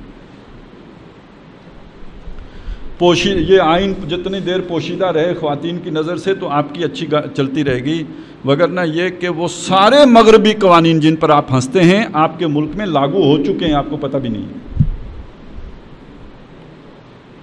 کبھی عدالت سے واسطہ پڑے گا تو پتہ چلے گا، کوئی غلطی سے چلا گیا تو وہاں جا کے سمجھ آئے گی کہ اصل میں ہو کیا گیا ہے۔ دوسری طرف یہی وہ دور ہے جس میں یہ مختلف ٹی وی چینلز لانچ کیے گئے، یہ کھمبیوں کی طرح اگے ہیں، اور اس میں کئی طرح کے کام ہوئے۔ ایک تو وہ ان دانشوروں کو موقع دیا گیا جو کہتے اپنے آپ کو اسلامی دانشور ہیں، حقیقت میں وہ کوئی مغربی دانشور زیادہ ہیں، اسلامی سے ان کا اتنا کوئی تعلق نہیں ہے۔ دوسرا کام جو ہوا وہ یہ ہوا ہے کہ یہ مارننگ شوز اور ایک ڈسٹرکٹیو کام ہوا ہے، یہ سوشل انجینئرنگ پروگرام کے تحت آپ کا در حقیقت خاندانی نظام تباہ کرنے کا منصوبے روبہ عمل ہیں، 20 سال سے روبہ عمل ہیں، ان کے تو اب نتائج نکلنے شروع ہو گئے۔ جو کبھی ہم سنتے تھے مغربی ممالک میں طلاق کی ریشو یہ ہے، وہ آج ہمارے ملکوں میں ہے۔ تھانوں میں جا کے پتہ کریں بھاگ جانے کی ریشو کیا ہے۔ تو در حقیقت ہمارا وہ خاندانی نظام بہت حد تک تباہ کیا جا چکا ہے۔ یہ دجالیت کے مختلف پرتو ہیں، دیکھیے یہ سب حسین نعروں کے تحت ہو رہا ہے۔ محمد الرسول اللہ صلی اللہ علیہ وسلم کا سیاسی نظام تلپٹ ہوا، آج کے دور میں نعرہ کیا ہے؟ عوامی سلطنت، سلطانی جمہور کا آتا ہے زمانہ۔ بیچارے جمہور کو پتہ بھی نہیں سلطانی ہوتی کیا ہے، سلطانی تو جن کی ہوتی ہے ان کی ہوتی ہے، لیکن یہ کہ آپ کو نعرہ تو مستانہ دیا گیا نا، بڑا اٹریکٹیو نعرہ ہے۔ دجل کسے کہتے ہیں؟ سہانا سپنا دکھانا، سہانا باغ دکھانا، سبز باغ دکھانا۔ تو جمہوریت سبز باغ ہے کہ نہیں ہے؟ چہرہ روشن اندرون چنگیز سے تاریک تر۔ کیا تو نے دیکھا نہیں مغرب کا جمہوری نظام؟ چہرہ روشن اندرون چنگیز سے تاریک تر۔ یہ کون کہتا ہے؟ یہ علامہ اقبال کہتے ہیں، مصور پاکستان، مفکر پاکستان، مبشر پاکستان، ان کا کہنا یہ ہے۔ کیا تو نے دیکھا نہیں مغرب کا جمہوری نظام؟ چہرہ روشن اندرون چنگیز سے تاریک تر، اور دیوے استبداد جمہوری قبا میں پائے کو۔ تو یہ سمجھتا ہے کہ آزادی کی ہے نیلم پری؟ تو یہ کوئی آزادی نہیں ہے، یہ تو استبداد اور جبر کا ایک ہتھ کنڈا ہے، اور لوگ یہ سمجھ لیتے ہیں یہ دجل ہے، یہ فریب ہے۔ اور یہ وہ دجل اور فریب ہے سیاسی سطح پر جس کے اسیر ہو چکے ہوئے ہیں۔ کیا پیران کلیسا اور کیا جو ہے وہ امامان سیاست، یہ سب کے سب اس ایک ہو میں جو ہے وہ لبیک کہہ چکے ہیں۔ سب کو دیوانہ بنا سکتی ہے میری ایک ہو۔ تو وہ جو جمہوریت کی ہو ہے، اس نے کیا مذہبی لوگ اور کیا پیر اور کیا فقیر اور کیا جو ہے وہ سیکولر، سب ایک پلیٹ فارم پہ آپ کو نظر آئیں۔ یہ دجل معاشی سطح پہ کیا دجل ہے؟ تصور یہ جو بنیادی، انسان مالک ہے دولت کا، دولت اس کی ہے، لیکن یہ کہ جو مالک ہیں وہ کون ہیں وہ آپ نہیں جانتے۔ آپ کے ہاتھ میں تو کاغذ کے پرزے ہیں جن کی قیمت گھٹتی بڑھتی رہتی ہے، اوپر نیچے ہوتی رہتی ہے۔ یہ اوپر نیچے کرنے کا ٹول کس کے پاس ہے؟ آپ نے تو رات سوئے تھے اپنے پاس 1 لاکھ روپے لے کے، جس کی ویلیو 1 لاکھ تھی، صبح آپ اٹھے آپ کو پتہ ہی نہیں رات کو کیا ہوا، وہ 75,000 رہ گئے۔ گنے تو لاکھ ہیں، مارکیٹ لے کے جائیں 75,000 ہیں۔ یہ دجل۔ اور اب تو خیر ای کرنسی آ رہی ہے، اس سے بھی گئے۔ آپ کے پاس یہ ATM کارڈ ہے، آپ کے پاس یہ کارڈ ہے، آپ کے پاس وہ کارڈ ہے، آپ نے یہ چلایا وہ چلایا، ایک دن جائیں گے تو پتہ چلے گا یار وہ کھڑکی ہی نہیں کھل رہی ہے۔ اور اس نے جو آخری جو صورت اختیار کر لی ہے، اب دیکھیے نا دجل، اس دجل کو بھی سمجھے نا سماجی سطح پہ۔ میرا جسم میری مرضی، نعرہ مستانہ ہے، نعرہ حسین ہے، لیکن یہ کہ اس کا نتیجہ کیا نکلتا ہے؟ میرا جسم میری مرضی 20 سال چلے گا، 18 سال سے لے کے 38 سال تک چلے گا، 40 سال تک چل جائے گا، چلیں کچھ اور کاسمیٹکس کے ذریعے سے 7-8 سال اور چل جائے گا۔ اس کے بعد کیا ہوگا؟ میرے جسم کا ٹھکانہ کوئی اولڈ ہاؤس بنے گا۔ اسلامی تعلیمات میں جب آپ کی ظاہری حسن ختم ہو گیا، اب آپ ماں ہیں، ماں ہیں تو آپ کے قدموں تلے جنت ہے، یہ حقیقت تھی۔ اب دجل کیا ہے؟ آپ کا جسم، آپ کی مرضی، نتیجہ کیا نکلے گا؟ ماں تو آپ ہے نہیں، آپ کو خود نہیں پتا کہ کس کس ٹوکری میں انڈے دے کے آئے ہیں، نہ بچوں کو پتا میری ماں کون ہے، باپ کا بھی نہیں پتا، ماں کا بھی نہیں پتا۔ وہ عیدی کو پتا ہوگا یا پتہ نہیں اس کو بھی پتا ہوگا کہ نہیں پتا ہوگا۔ اور جب آپ کی مارکیٹ ویلیو ختم، آپ کا حسن ختم، آپ کی جوانی ختم، اس کے بعد جیسے ڈسٹ بن میں چیز پھینک دی جاتی ہے، ایسے آپ کے لیے اولڈ ہاؤس، کیونکہ ذرا ایوالوڈ اینیمل ہے نا، اس کو جس باڑے میں رکھنا ہے ذرا چلیں اچھی طرح سے رکھنا ہے۔ اب آپ کے لیے آپ کا مقدر باڑا ہے جسے اولڈ ہاؤس کا نام دیا گیا ہے دجل یا فریب؟ نہیں، آنکھ تب کھلے گی جب اولڈ ہاؤس پہنچ چکے ہوں گے، لیکن جب آنکھ کھلے اب کس فائدے کی؟ اب کیا فائدہ؟ اب کیا حاصل؟ کوئی بندہ اٹھے جائے، مغرب کی خواتین جو اب 60 سال کی 65 سال کی ہو گئی، ان کے انٹرویو لے، ایک کتاب بنائے، اندازہ ہو جائے گا کہ ان کو میرا جسم میری مرضی کے کیا نتائج نکلے ہیں۔ یہی تو دجل و فریب ہے۔ اچھا، ایک اور دجل و فریب، بچے دو ہی اچھے، بلکہ کوئی بھی نہ ہو تو زیادہ ہی اچھا۔ یہ جو سارے تصورات ہیں، در حقیقت انہوں نے، دیکھیے اللہ تعالیٰ نے تو ان چیزوں کو ایسا اٹریکٹیو بنایا کہ آپس میں تعلق کی بڑی مضبوط بنیاد بچے بن جاتے ہیں۔ وہ ہوئی نہ تو اس سے بھی تو طلاق کا ریشو بڑھ جائے گا۔ بہرحال کہنے کا مطلب یہ تھا کہ اس کو سمجھیے کہ جو قرآن مجید کہتے ہیں ظہر الفساد فی البر والبحر بما کسبت ایدی الناس، کہ خشکی اور تری میں لوگوں کے ہاتھوں کی کرتوتوں کی وجہ سے فساد پھیل گیا ہے، ان تصورات کے نتیجے میں پورے گلوب کے اوپر اللہ سے بغاوت، اللہ کے مقابلے میں سرکشی، اللہ کی حدود کی پامالی گلوبل سطح پہ ہو رہی ہے، اور اس کا نتیجہ یہ نکلا کہ ساری نوع انسانی ایک عالمگیر ہماگیر ٹریجڈی اس سے دوچار ہو چکی ہے، اور اس فتنے میں گرفتار، مطلب ایک تو یہ سب سے بڑی ٹریجڈی یہ ہے کہ ہمیں احساس بھی نہیں ہے کہ ہم کتنی بڑی ٹریجڈی میں ہیں۔ تو اس کو سمجھنے کی ضرورت یہ ہے کہ یہ وہ فتنہ ہے دجل کا یا دجالیت کا، جس میں ہم پوری طرح جکڑے جا چکے ہیں، ہمارا انگ انگ اس کی لپیٹ میں آ چکا ہے، ہم میں سے کوئی اس سے بری نہیں ہے، گلو خلاصی نہیں ہے کسی کے لیے، آزادی نہیں ہے، سب اس کی مٹھی میں جکڑے ہوئے ہیں۔ باقی اب جو دجال آنا ہے وہ تو بعد میں آنا ہے، لیکن اس کے آنے ہی سے پہلے اس کے جو ایفیکٹس جو آنے شروع ہوئے ہیں، وہ جو جھونکے چلیں، جیسے بارش سے پہلے ہوا آتی ہے مبشرات، تو اسی طرح اس دجال کے آنے سے پہلے جو دجالیت آئی ہے اس نے پوری طرح نوع انسانی کو اپنی مٹھی میں جکڑ لیا ہے۔ یہ ہے در حقیقت جو قرآن مجید نے ہمارے سامنے تصور رکھا ہے۔ اس کی طرف عام طور پہ لوگوں کی نگاہ نہیں گئی، جنہوں نے دجال پہ موٹی موٹی کتابیں لکھی، یہ چیزیں آپ کو نہیں ملیں گی بالکل، لیکن یہ ہے وہ اصل بات جسے سمجھنے کی ضرورت ہے، جو قرآن مجید ہمارے سامنے رکھ رہا ہے۔ اب اس میں خاص طور پر جو سورہ کاف میں واقعات آئے ہیں، اگر آپ ان کا مطالعہ کریں، دیکھیے پہلا واقعہ ہے اصحاب کاف کا۔ اس کا مطلب کیا ہے؟ اگر اس دجالیت کے ساتھ اسے جوڑ کے دیکھیں کہ آپ کو ہر حال میں اپنے ایمان کا دفاع کرنا چاہیے۔ اگر دجالیت اس طرح پریویل کر جائے کہ آپ کے لیے سانس لینا دوبر ہو، تو پھر بھی ان ارضی واسعۃ فیایا فاعبدون، کسی غار میں کسی کھوب میں پناہ لے لو، اللہ تعالیٰ تمہاری مدد کرے گا۔ یہ ایک پرانے زمانے سے ایک قصہ سنا کے بتایا ہے، لیکن جو اسے کنکلوڈ کیا اس کی طرف لوگوں کا ذہن نہیں جاتا۔ ہمارے دوستوں کو اب بھی خیال آتا ہے کسی غار میں جا کے بیٹھ جائیں۔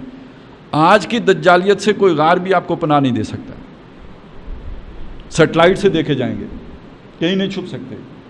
جو کنکلوڈ کیا وہ کیا ہے؟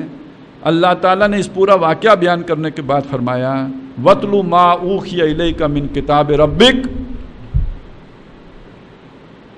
تلاوت کرو جو آپ پر آپ کے رب کی طرف سے وحی کیا گیا، آپ کے رب کی کتاب میں سے وحی کیا گیا، اس کو تلاوت کرو۔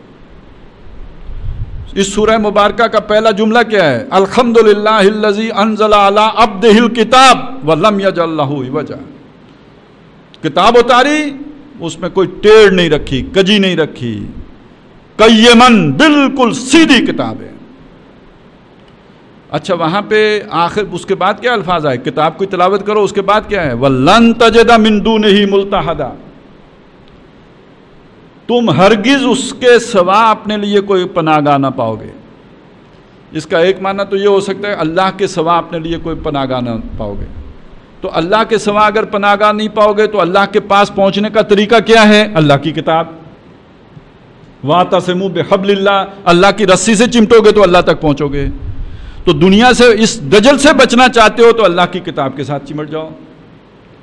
اچھا، دوسرا اس کا معنی یہ ہو سکتا ہے کہ اللہ کی کتاب کے سوا تمہارے لیے کوئی پناہ گاہ نہیں۔ یہ تو بالکل سیدھا معنی ہو گیا۔ اگر آپ انڈائریکٹلی بھی لیں تو بھی وہی معنی بنے گا۔ اگر آپ اللہ مراد لیں، اللہ تک پہنچنے، اللہ سے پناہ لینے کا طریقہ کیا ہے؟ اللہ کی کتاب سے چمٹنا۔ اور اگر آپ ڈائریکٹ معنی کر لیں تو پھر تو کوئی گنجائش، پھر تو بات ہی سیدھی ہو گئی کہ اس زمانے میں ایمان بچانے کے لیے غار میں گھسا جا سکتا تھا۔ آج کے زمانے میں اگر بچنا چاہتے ہو دجال سے تو سوائے اللہ کی کتاب کے اور کوئی تمہارے پاس ذریعہ نہیں ہے۔ یہ پہلے واقعے کا سبق یہ ہے، حاصل یہ ہے۔ اور دوسری بات یہ سمجھ لیجئے کہ اللہ کے نبی صلی اللہ علیہ وسلم نے فرمایا کہ جس نے اس کتاب کے علاوہ کہیں ہدایت تلاش کی، من ابتغى الہدی فی غیرہ، جس نے ہدایت تلاش کی اس کتاب کے علاوہ کسی جگہ پہ، اضلہ اللہ، اللہ اس کو لازماً گمراہ کرے گا۔ تو ہدایت کا منبع اور سرچشمہ یہ ہے، اور کسی جگہ سے ہدایت تلاش کریں گے سوائے گمراہی کے کچھ نہیں ملے گا۔ اب میں نے جو ایک پورے جو آپ کو قصے سنائے تھے اس میں ایک دجل اور بھی ہے، اس کو بھی سمجھ لیں۔ یہ جو یونان سے منطق آئی تھی اور فلسفے آئے تھے اور اس کے نتیجے میں جو علم کلام ہمارا وجود میں آیا تھا، یہ نوٹ کر لیجئے، یہ علم کلام اس دور کے لیے تھا کہ جو اس ماڈرنزم سے پہلے، پری ماڈرنزم جو ایرا ہے جس میں بادشاہت کا دور ہے انسانیت میں، اس دور میں تو وہ علم کلام چل گیا۔ یہ جو نیا دور آیا ہے اور یہ خاص طور پہ جو پوسٹ ماڈرنزم کا دور ہے، اس میں وہ علم کلام اب چلنے والا نہیں ہے۔ اور اب کی بار جو آپ پر یلغار ہے وہ استخراجی منطق کی نہیں ہے، استقرائی منطق کی ہے۔ جو سائنٹیفک جو ہے آپ کے اوپر یلغار ہے وہ استقرائی منطق ہے۔ اور اس ضمن میں سمجھ لیجئے کہ یہ بڑی مزے کی بات ہے کہ قرآن مجید کی اپنی لاجک بھی ساری استقرائی ہے۔ جب آپ روایت کی بات کریں گے، ایک روایت وہ ہے جو محمد رسول اللہ نے چھوڑی ہے، وہ مغرب سے ہو کر آپ تک پہنچی ہے۔ ایک روایت وہ ہے جو مسلمانوں کے ذریعے سے آپ تک پہنچی ہے۔ اس روایت میں آپ پیچھے جائیں گے تو بہت سی چیزیں حضور تک نہیں پہنچیں گی۔ مثلا میں آپ کو بتاؤں، آپ نے جو اپنے تزکیے کے لیے اور اپنی پیوریفیکیشن کے لیے جو طریقے ایجاد کیے ہیں، ان کی کوئی سند محمد رسول اللہ تک نہیں پہنچے گی۔ یہ کدھر جائے گی؟ یہ جا کے رہبانیت سے اس کے ڈانڈے ملیں گے یا قبالہ سے اس کے ڈانڈے مل جائیں گے۔ بات تلخ ہے، لیکن دجل کو کھولنا ہے تو بہرحال تلخ بات تو کہنی پڑے گی۔ جسے ہم اپنی روایت کہتے ہیں، یہ ہمارا یہ سلسلہ، ہمارا وہ سلسلہ، ہمارا یہ مسلک، یہ جا کے ملے گا کس سے؟ پیچھے جائیں، یہ محمد رسول اللہ تک نہیں، بڑا کھینچ کے حضرت علی تک پہنچاتے ہیں۔ حضرت علی سے پیچھے نہیں جاتا، کہتے ہیں حضور نے خفیہ طور پہ حضرت علی کو بتایا تھا۔ یہ تو بہت بڑا الزام ہے خود حضور پر کہ جن کو اللہ تعالیٰ نے دین دے کے بھیجا ساری نوع انسانی کے لیے، انہوں نے دین کا سب سے اہم جز کسی کو بھی نہیں بتایا سوائے حضرت علی کے۔ بہت بڑا الزام ہے، بہت بڑا الزام ہے۔ حضور کے وفادار جو باقی جیسے ہیں، حضور کیوں نہ سب کو بتائیں گے؟ حضور تو سب کے خیر خواہ ہیں، کیوں چھپائیں گے ان سے؟ اور اگلی بات یہ کہ حضور نے تو چھپا کے حضرت علی کو دیا، تو بھائی آپ بھی چھپا کے دیں، پھر آپ ڈنکے کی چوٹ کیوں بیان کر رہے ہیں؟ آپ ساری نوع انسانی کو کیوں دعوت دے رہے ہیں کہ آؤ ہماری خانقاہ شریف میں تشریف لاؤ؟ حضور نے تو چھپا کے دیا تھا، پھر اس سنت پر عمل کرو۔ تو در حقیقت اس کا کوئی تعلق جا کے حضور سے جڑتا ہی نہیں، اس کا تعلق کہیں اور جا کے جڑتا ہے۔ اور میں بتا چکا ہوں، یا تو رابانیت سے جڑتا ہے یا اس کا تعلق جا کے جڑتا ہے قبالہ کے ساتھ، جو یہودیوں کے مشہور تھا، باطنیت جو تھی۔ دوسری بات یہ سمجھ لیجئے کہ آپ کا جو علم کلام ہے، وہ علم کلام بھی حضور صلی اللہ علیہ وسلم کے دور میں تو نہیں تھا، اور اس کی جو بنیاد آئی ہے وہ بھی یونان سے آئی ہے۔ آج ہم کہتے ہیں یہ جی مغرب سے آیا ہے، تو مغرب اس وقت کوئی مشرق میں آپ یونان ہوتا تھا؟ وہ تو تب بھی اسی جگہ پہ تھا جہاں پہ آج ہے، تو وہ یونان سے آیا ہے۔ اور آج کی جو روایت جو خاص طور پر ہندوستان میں اس دجالیت کے مقابلے میں جو حضرات کھڑے ہوئے ہیں، آپ نوٹ کیجئے، علامہ اقبال ہوں، ابوالکلام آزاد ہوں، مولانا مودودی ہوں، ڈاکٹر اسرار احمد ہوں، وہ اس روایت سے جڑے ہوئے لوگ نہیں ہیں۔ شبلی اس سر سید احمد خان پہ الزام ہے، شبلی نعمانی پہ الزام ہے، شبلی نعمانی کے شاگرد ہیں مولانا ابوالکلام آزاد بھی اور مولانا حمید الدین فراہی بھی، حمید الدین فراہی کے شاگرد ہیں مولانا امین حسن اصلاحی، اور ادھر ابوالکلام کے ساتھ وہ تعلق جڑ جاتا ہے مولانا مودودی کا، تو ان کی روایت کدھر جڑتی ہے؟ ان کی روایت تو اس روایت کے ساتھ تو نہیں جڑتی، چنانچہ ان کا اسلوب مختلف، ان کا بیان کرنے کا طریقہ مختلف، اس سے بالکل ہٹ کر، اور یہ بہت بڑا اعتراض بھی ہوتا ہے کہ جی یہ تو ان کا طریقہ اور پرویز کا طریقہ ایک ہے۔ بھائی پرویز نے ایک طریقہ اختیار کیا، اس نے تو مودودی صاحب سے سیکھ کر اختیار کیا، اس نے تھوڑا ہی اس کا تو انہوں نے نہیں سیکھا، اس نے ان کا سیکھا۔ آج کے دور میں بات سمجھانے کا طریقہ ہی یہی ہے، آج انڈکٹیو لاجک کا دور ہے، ڈیڈکٹیو لاجک کا دور نہیں رہا، آج اسی اسلوب میں بات سمجھ میں آئے گی۔ یہی وجہ ہے تمام جدید پڑھا لکھا طبقہ انہی لوگوں سے متاثر ہوا، جو مذہب سے بیزار ہو چکا تھا وہ واپس مذہب کی طرف آیا ان لوگوں کی تعلیمات کے نتیجے میں۔ تو بہرحال جس نے بھی دین کی خدمت کرنی ہے اسے معلوم ہونا چاہیے کہ آج کا اسلوب کیا ہے، پرانی ٹرمینالوجی بھی نہیں چلے گی، پرانی اصطلاحات بالکل نہیں چلیں گی، پرانا اسلوب بھی نہیں چلے گا، نیا اسلوب، نئے انداز، نئی اصطلاحات کے ساتھ بات ہوگی۔ یہی وجہ ہے، میں صرف آخری مثال آپ کے سامنے پیش کر رہا ہوں، مولانا ابوالکلام آزاد ہوں یا مولانا مودودی ہوں، اتنا وسیع مطالعہ تھا دین کا ان کا، آپ کیا سمجھتے ہیں انہیں خلافت کا لفظ نہیں آتا ہوگا؟ وہ کیوں حکومت الہیہ کا لفظ استعمال کر رہے ہیں؟ اسلام کا نظام دنیا پر قائم ہو، اس کے لیے وہ خلافت کا ورڈ استعمال نہیں کر رہے ہیں، وہ اس کے لیے لفظ استعمال کر رہے ہیں حکومت الہیہ کا۔ وجہ سمجھ لیجئے، اس لیے کہ جب آپ کوئی پرانی اصطلاح استعمال کریں گے تو اس کی ڈیفینیشن پہلے سے موجود ہے، وہ جس طرح ڈیفائن کی گئی ہے اسے آپ کو ایز اٹ از لینا ہوگا، اور اس کے ساتھ جو تصورات ہیں وہ آپ صاف نہیں کر سکتے۔ اس خلافت کے ساتھ تصور وہ سارا ملوکیت کا بھی بیچ میں گھسا ہوا ہے، انہوں نے وہ لفظ ہی چھوڑ دیا۔ حکومت الہیہ کی نئی اصطلاح لے کے آئے، اب جب آپ نئی اصطلاح لائے ہیں تو آپ اسے نئے طریقے سے ڈیفائن بھی کر لیں گے۔ اب جب انہوں نے وہ ڈیفائن کیا تو وہ خلافت بنی در حقیقت وہ والی جو محمد رسول اللہ کے دور میں تھی، یہ درمیان والی ملوکیت رہی نہیں۔ لہٰذا یہ نئی اصطلاحات، ان سے بھی الرجک ہونے کی ضرورت نہیں ہے۔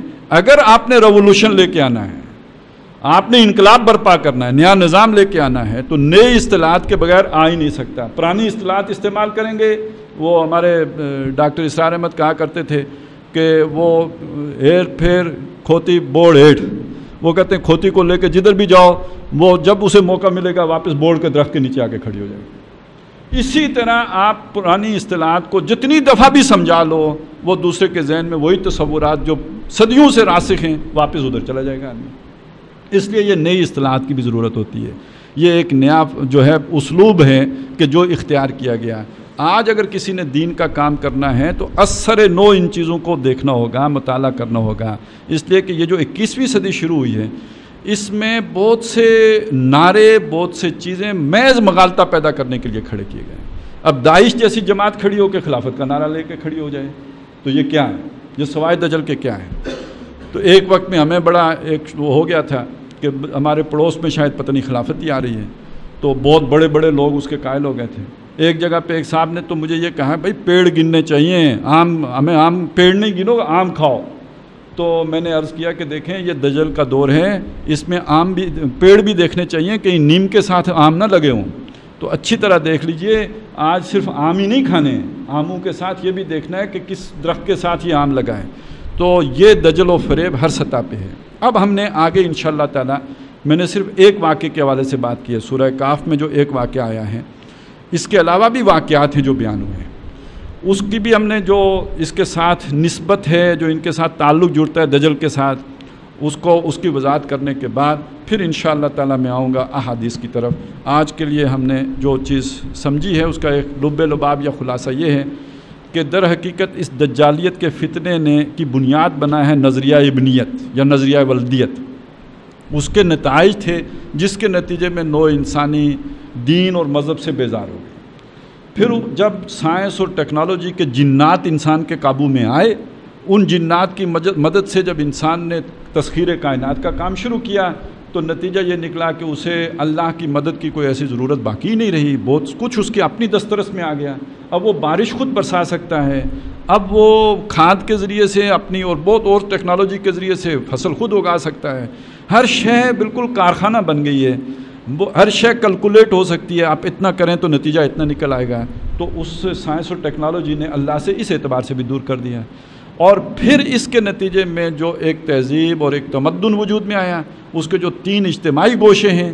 سیاسی سطح پر دجل کیا ہے کہ خلافت کی جگہ حاکمیت کا تصور، اور اس نے ایک نئی صورت اختیار کر لی۔ معاشی سطح پر ملکیت کی جگہ، یعنی اللہ کی ملکیت کی جگہ انسان کے لیے امانت تھی، اس امانت کی جگہ انسان نے اپنے لیے ملکیت اختیار کی۔ اور سماجی سطح کے اوپر یہ جو خاص طور پر عورت اور مرد کا جو ایک تصور دیا گیا شانہ بشانہ کا، اور بالکل ہم اللہ اور برابر اور ہر اعتبار سے برابر، اس نے جو ڈسٹرکشن کی ہے سوسائٹی کے اندر۔ مغرب تو برباد ہو چکا، اب وہ ڈسٹرکشن لے کے جو ہے نا اس کو ایکسٹینڈ کر رہے ہیں مسلم سوسائٹیز کے اندر بھی۔ یہ چیزیں، یہ 3 بڑے بڑے گوشے ہمارے سامنے دجل کے آئے ہیں، اور یہ کہ سورہ کہف کے باقی جو واقعات ہیں ان کے ساتھ اس کا جو تعلق ہے وہ انشاءاللہ تعالی ہمارے زیر مطالعہ رہے گا۔ اقول قولی ھذا واستغفر اللہ لی ولکم ولسائر المسلمین والمسلمات۔